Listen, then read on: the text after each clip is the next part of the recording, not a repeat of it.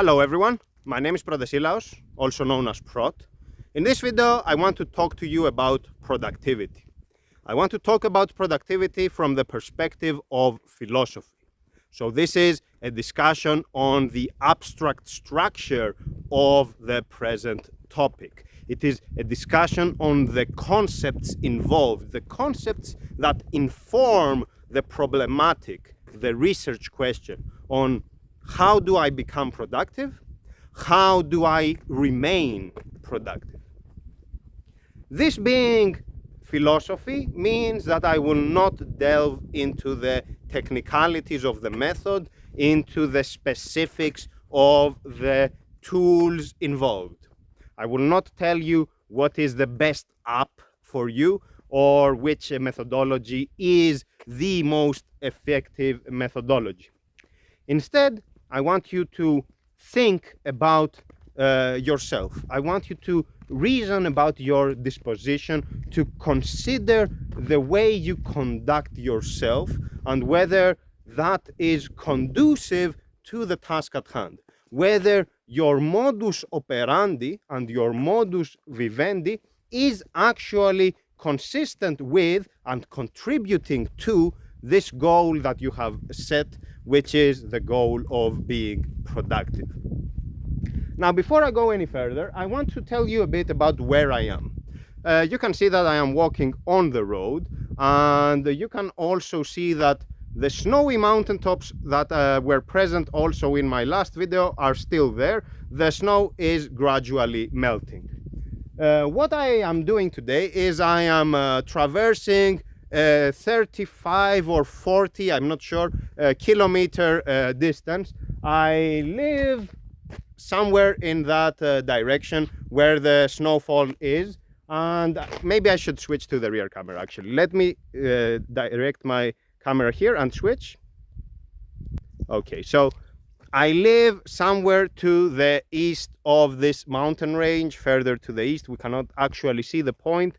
And I walked from that point. I took a long detour that brings me to this specific location over here. And then I will continue down this path. There is a long detour again. And eventually I will walk down that valley. We cannot even see the road from here. But imagine there is a road down there. And from there I will walk my way back to the mountain. So let me switch to my camera. So just for you to know about this, I am doing this because I need to relocate. I have to leave where I currently reside at. I am forced out, and I have to find someplace else to go. So I think that trying to take in as much as possible is a good idea now that I am still here. Anyhow, let's get back to the topic of productivity.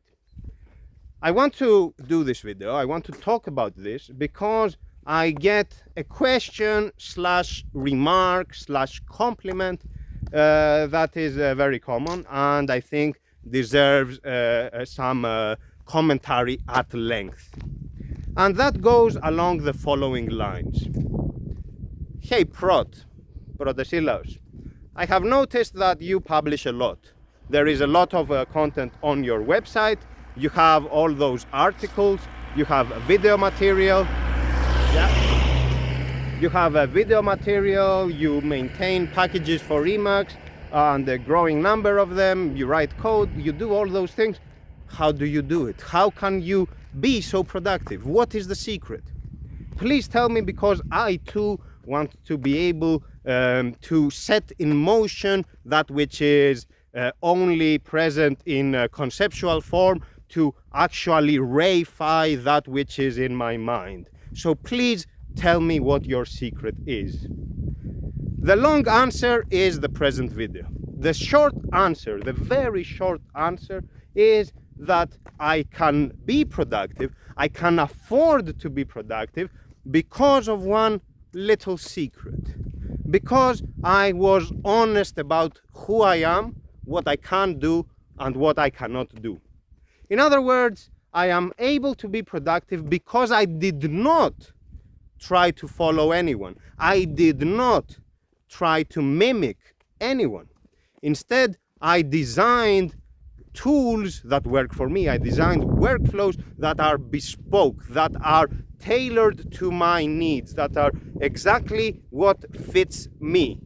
And these allow me to optimize my strengths, to amplify them, and to put aside my weaknesses so that I can operate at my optimum. I can operate at my best.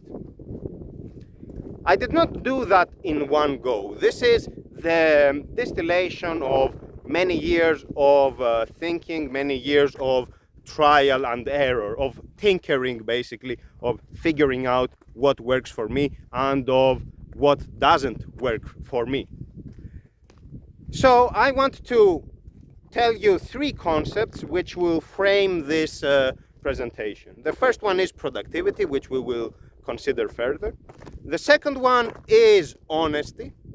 And the third one is accountability structures. And I will tell you what those are, what the linkages between them are, and why it matters for us to think of those in concert, to think of the tandem between them, and to be able to see the bigger picture that they paint. Because in recognizing this system, in recognizing how those factors are pieced together, we can arrive at a higher level truth. We can see things that are otherwise not obvious in each of those compartments. Okay, so let's do that. Let's start with productivity. You have all those productivity apps, and they all promise you a magical solution, which is they all promise to make you super effective at whatever it is that you are doing. There is this buzzword of the 10x. So the idea is that you will be 10 times better than what you are currently. So you are the 10x writer, the 10x programmer, or the 10x CEO, or whatever 10x you are. This is the idea. So you just use the right app, and magically you become 10x. And there is also the discussion around methodologies and what is the best method that you should be using. What all those don't mention is one very important factor, which is of course okay for them not to mention it, but is very important for you to be mindful of. That factor is you. That factor is the human involved, the operator, the person who will actually act out of those guidelines, who will actually implement the method, who will actually use the program or the tools that are necessary for the task at hand. By abstracting away the human, by abstracting away the subjectivity of the person, we are necessarily forgetting whether the person can actually work with the method or the tools. We are assuming a certain persona. We are assuming a given person. We are taking it as a given. We are taking it as a constant. Whereas in fact it is a variable. It is unknown. It is something that we have to work with, not something that can simply be fitted into whatever kind of intricate structure we have set in place. Let me be concrete. Around 10 years ago, I was working at the European Parliament. I was a political analyst. I was dealing with legislation. Unlike politics, what you see in the news where politicians can basically say whatever they want, the day-to-day work is technical. It is highly technical. It is knowledge-based, and you have to be very specific with what you are doing. You are dealing with legislation. You have to write reports. You have to be very rigorous with the information involved. You have to know what you are talking about, to put it simply. I was doing that work, and I developed this impression that maybe I am not very productive. Maybe I am missing a lot of valuable knowledge that is presented to me, that is available to me, but because I don't have a system in place, I am not capturing that knowledge, I am not retaining that knowledge, I am not able to surface information when I need it, context aware information when I need it, and generally I am basically operating spontaneously. I am basically going with the flow and just doing what has to be done on the given day without actually having a sense of the bigger picture. So I researched about methods to be more productive, and I found this getting things done methodology, and basically which is a way for you to have a sense of your tasks and to manage your tasks effectively. You don't need to know about the getting things done methodology in detail, but very generally, the very general idea is that you have to be rigorous. You have to be very specific about the whole method. You have to be disciplined, and you have to meticulously write down the tasks, the subtasks, and the requirements, and to then filter everything and to file it where it needs to go, and to always have a sense of what is in progress, what is waiting, what is you are now doing, that sort of thing, in order to be productive, basically, in order to actually get things done.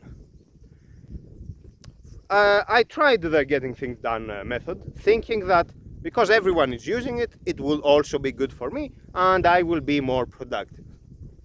I tried it, it was a short-lived experiment and a complete failure at that.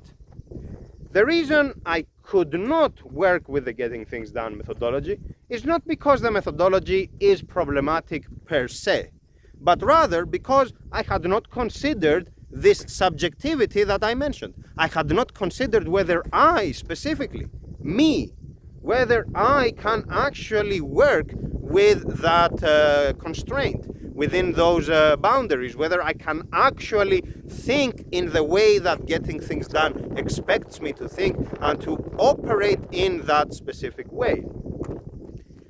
To be concrete, I started writing down my tasks, and in the spirit of getting things done, I was writing the task and then the subtasks, and I was mapping the terrain, as it were.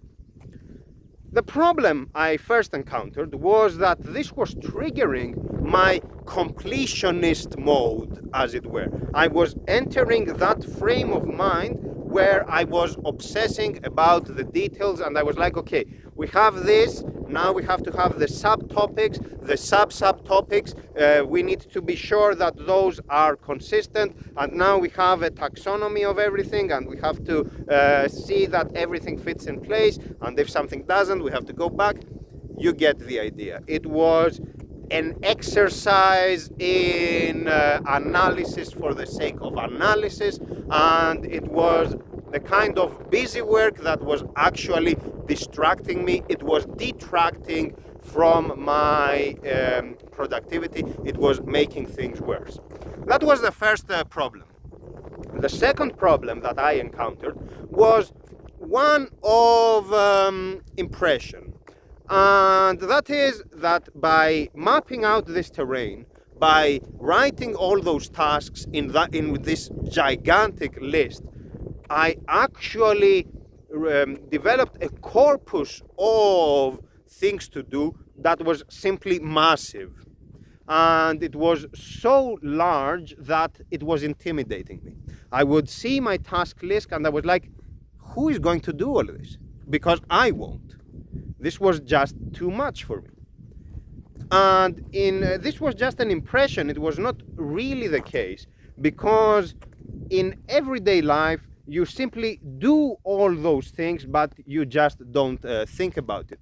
For example, to be able to do this video, I actually have, if you try to think about it, I have to charge my phone, I have to take my selfie stick. Before I leave, I have to wear the appropriate clothes. I have to be sure that I wear the correct shoes for long distance walking. I have to check the weather so that it is not raining, blah, blah, blah, blah, blah, and all those things. And if you think about all of them and you start ticking them off and you just start your day with that huge list, then for me at least, this feels very, very difficult.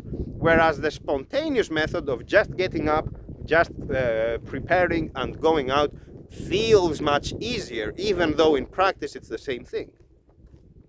But this impression matters greatly. It matters greatly because if you are being intimidated by your own task list, then it means that you will simply not do it. It means that this task list will just sit there, and as the hours go by, as the days go by, you will keep accumulating more tasks, but you will not actually be doing any of them because you are basically scared. You are basically afraid to actually tackle all this corpus of work. So you will not actually do it.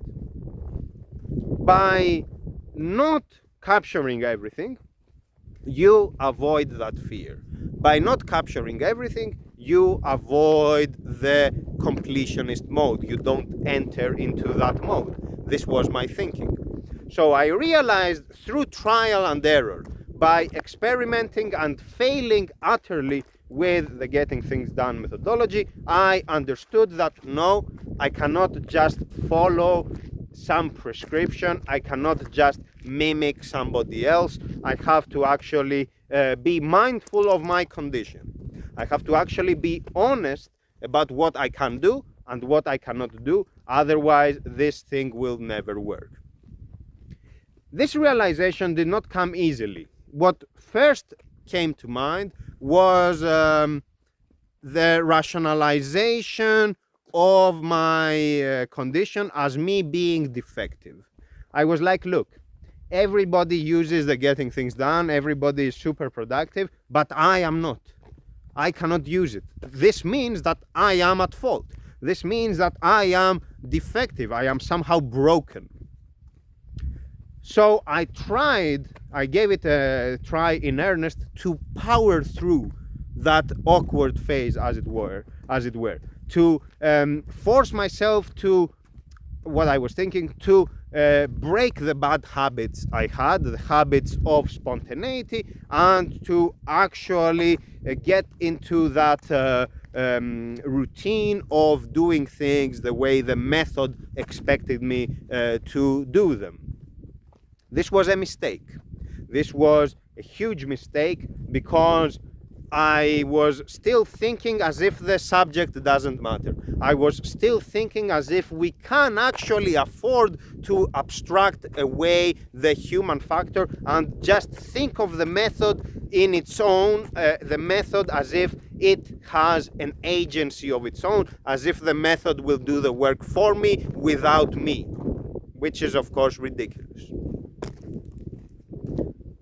By trying to power through, what I was actually doing, what I was effectively doing, was not recognizing my condition, was not being honest about who I am, about what I can do and I cannot do. This is a bit like being allergic to peanuts, but because everybody seems to be eating peanuts, you want to eat peanuts as well. And you are saying, no, I will power through this and somehow I will make it work. You won't. The body reacts, the body resists. And the same is true for mental magnitudes.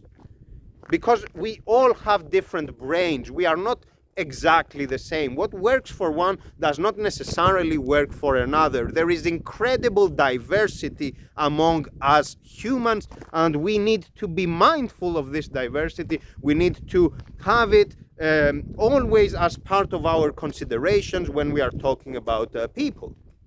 We cannot have a one-size-fits-all. This does not exist. We cannot have those simplistic ways of categorizing people because those are highly, highly problematic. So you cannot go against the resistance of your body, against the resistance of your mind. Instead, what you have to do is you have to recognize that some things will not work for you.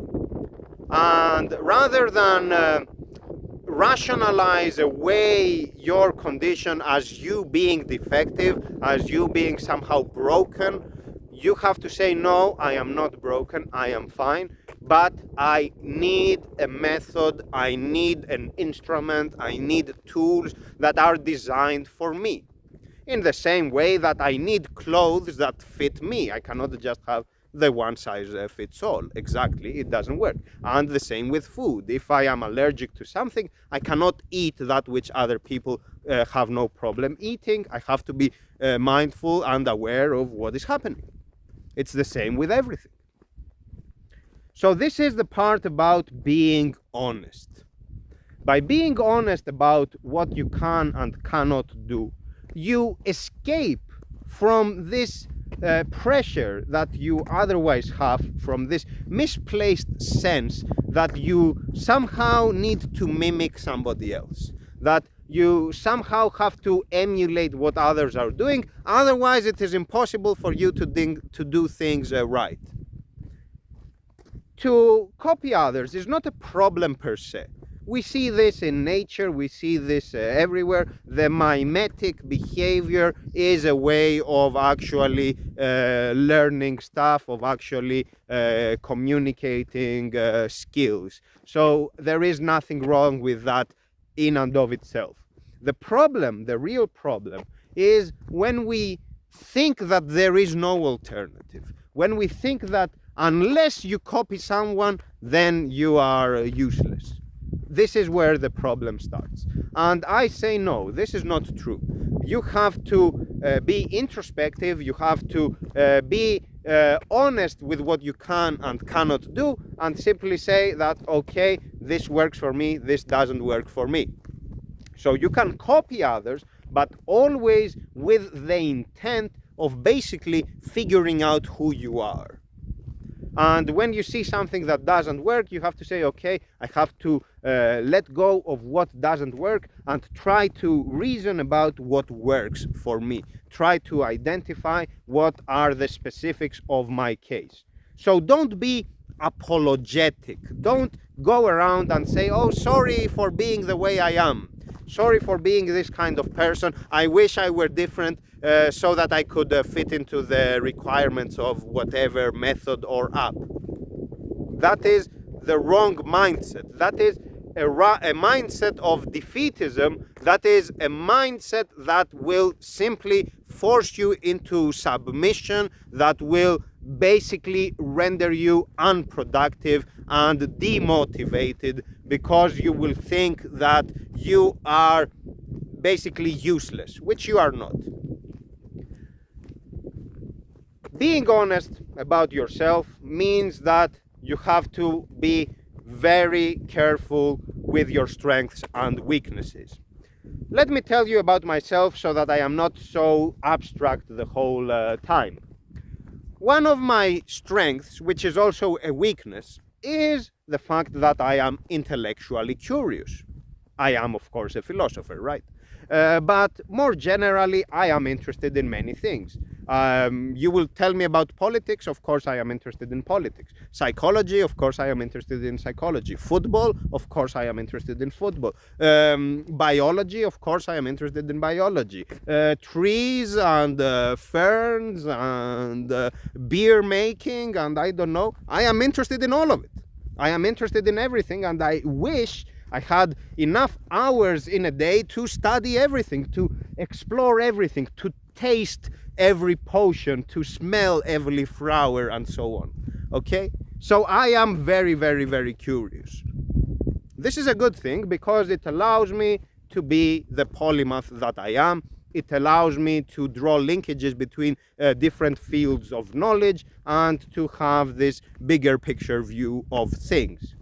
At the same time, though, it is a great weakness, because if I do not moderate my consumption of information, my access to information, I will simply get lost in the vastness of all that is presented to me, in the vastness of all those stimuli.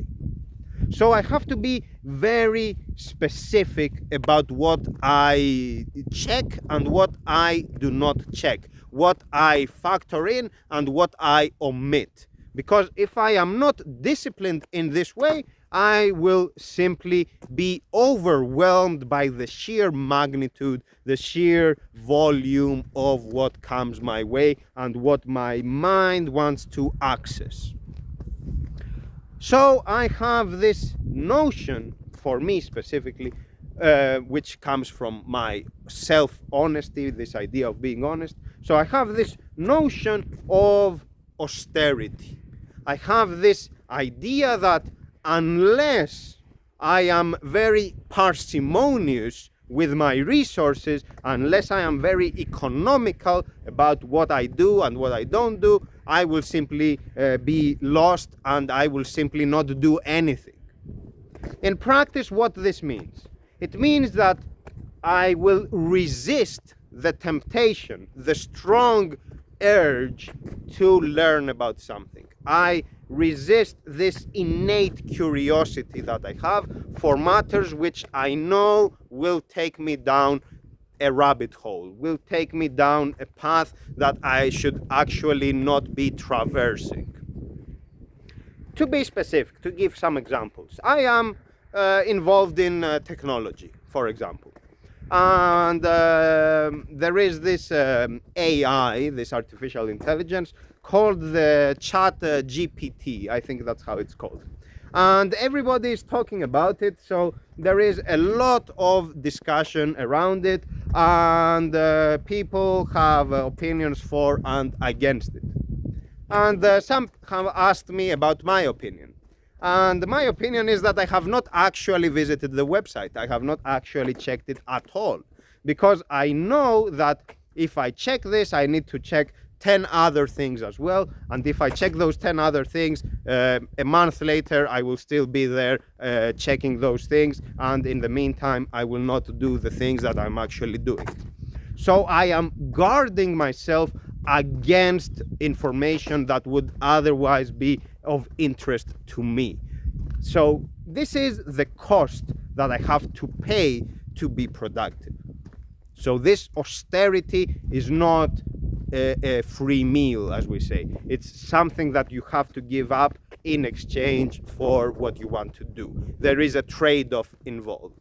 And for me, that trade-off is exactly this, where I have to find the right balance so that my innate curiosity works in my favor instead of undermining me, instead of jeopardizing my position.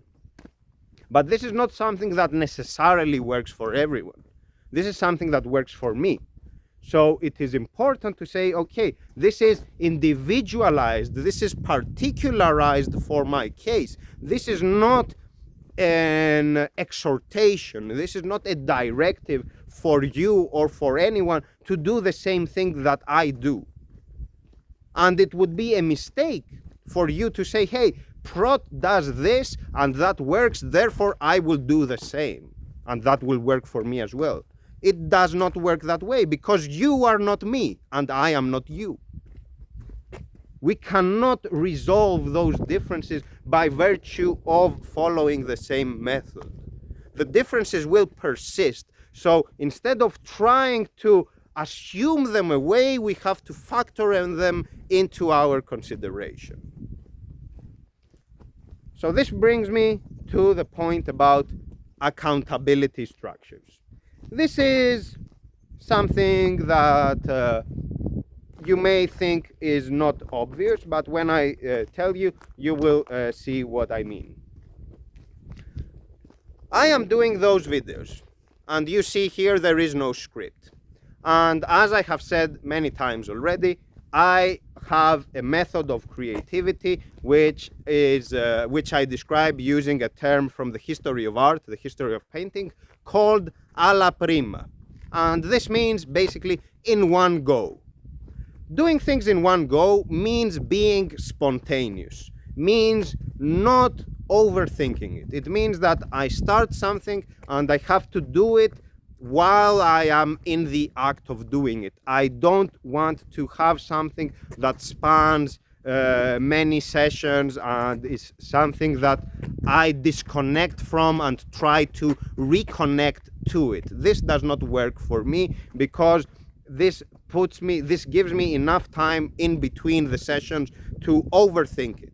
And by overthinking it, I will come back and I will say, no, this is not good enough. So I have to start from scratch again. And then I get into that completionist mode. And now I have to map the terrain and I have to do it all again. And eventually, because you cannot do it in one go, you revolve around that cycle of starting and restarting and resetting everything and actually not having any results. So I say, no, this will not work. It has to happen in one go or it will not happen at all. By forcing myself to do things in one go, I have the first accountability structure, which is self-referential in this case. I tell myself basically this: you have one chance, just one chance, to get things right, to do this, to have a result out of this. So it's an all or nothing deal. Either you do it or you fail trying. This is the idea. And I always manage to do it, but by forcing myself into this constraint, by telling myself that you won't go back, you won't edit any of this, you won't have a script, you won't be reading from anything. By forcing myself to do that, I exactly avoid this very temptation of mapping the terrain, this very temptation of being a completionist, this very temptation of perfectionism. Let's see if this car comes my way. No, they go down. Okay, they are very curious. What can we do? So I avoid that. And I guard myself against it, basically. I guard myself, let me just switch hands. I guard myself against my own frailties, my own weaknesses, as it were. Weaknesses which can also be strengths, so they are not absolutely weaknesses, but situationally they can be inhibiting me. So I have this method of creativity, and this is one accountability structure. So it's an all or nothing, a bet against myself, a competition with me, of me with me. It's self-referential, but it works for me.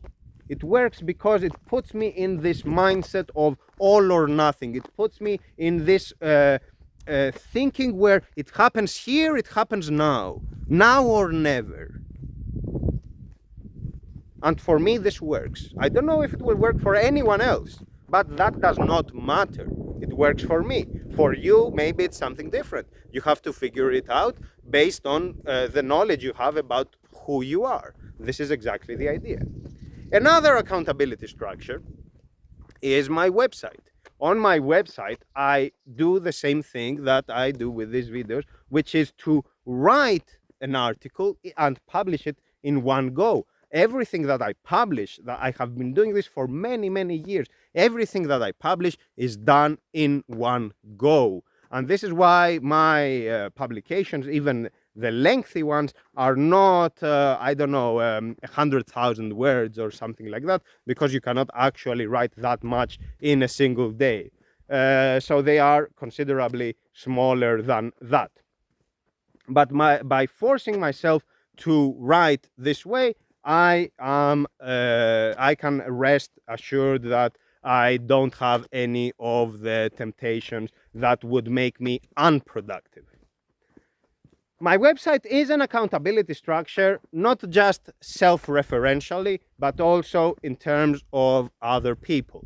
Because I publish stuff that I can actually be scrutinized for. So if I talk nonsense, somebody will comment and will tell me, hey, you talk nonsense, this is wrong. And by having this scrutiny, by thinking that someone can actually check and issue a corrective to my statements, I am now forced to again perform in a way that is good enough for a public audience. I have to perform in a way that is above a certain standard. And if I don't do that, then again, I am failing. So what you can understand from this is that I am basically having accountability structures that are designed in accordance with something that works for me, which is competitiveness. I need competitiveness in my life, of course. With my background as an athlete, I need to have something that pushes me to my limits, and it's not something that keeps me confined to the realm of the known, to some comfort zone. This will not work for me. I need something that goes to the other end. And this is also what this walk is about, this very walk. The idea that you start from one end of the mountain and you go around and you reach parts that you have not traversed, and you keep going. And I don't even have water with me. I have nothing.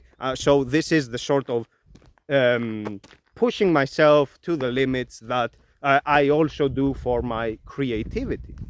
And all this allows me to be productive. It allows me to be productive because exactly it channels my energy in such a way that it delivers results. And also it guards against, it stops me from wasting my energy on things that would not yield results, on things that will detract from my output, that would actually make me less good at what I am doing. So this is the general idea, folks, with productivity, honesty, and accountability structures. The main takeaway, and what you have to think about very carefully, is that you cannot factor away your individuality. You cannot possibly have a method that works without the person. You cannot possibly have a tool that reads your mind and does things for you without your involvement. This will simply not work. At best, you will have a tool that does what it thinks is good, but which actually has no input from your side. So you have to know about who you are in order to develop the appropriate agency for it, in order to have the right way of acting and of doing stuff that can be done with what you have as mental and physical tools. So you cannot have something that is not yours, because you simply cannot work with what is not yours. You have to work with what you have. So this is the idea, folks. Please avoid mimicking others, and this includes me, of course. Please avoid mimicking me. There is no secret. There is no magic recipe. I can tell you my experiences. I can give you some guidelines. I can help you with the specifics of a given program. What I cannot do is to make you somebody else. I cannot remake you. I cannot refashion you in my image. I cannot do it, and anyway, I wouldn't want to do it, because the important thing is for you to discover your own self, and for you to discover, in the process of discovering yourself, to discover what tools you need, what works for you. And you shouldn't be apologetic about this and that not working for you. You should never apologize for who you are. You should only apologize if you make a real mistake. If you actually do something wrong, you should apologize, and you should own it, because that is again part of being honest. Otherwise, you should never, ever say sorry.